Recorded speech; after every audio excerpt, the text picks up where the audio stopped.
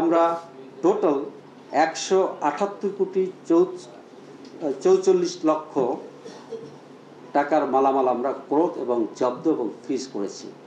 আজকে আমরা 10টি মামলা সংক্রান্তে আপনাদের ব্রিফ করব এবং 10টি মামলায় অবাক হওয়ার মতো যে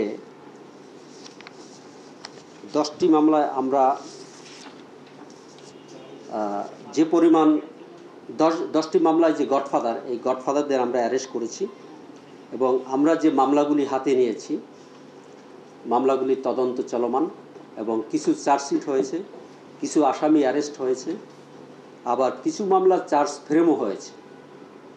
তো আদালত আমাদের মামলার তদন্ত এবং চার্জ দেখে আমরা যখন যেভাবে আদালতকে উপস্থাপনা করেছি, আদালত সদয় হয়ে সেভাবে নির্দেশনা দিয়েছেন। আমরা এ যাবৎ মোট 122 জন আসামিকে গ্রেপ্তার করেছি।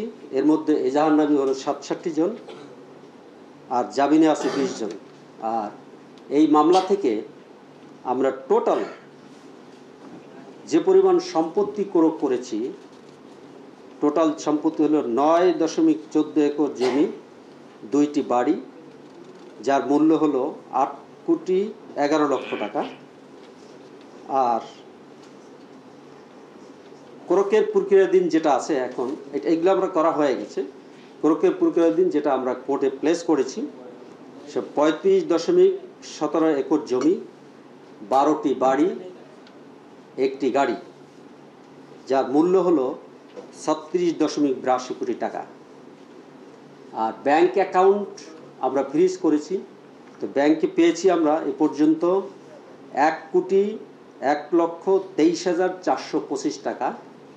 আমরা কয়েকটা ব্যাংক অ্যাকাউন্ট ফ্রিজ করেছি।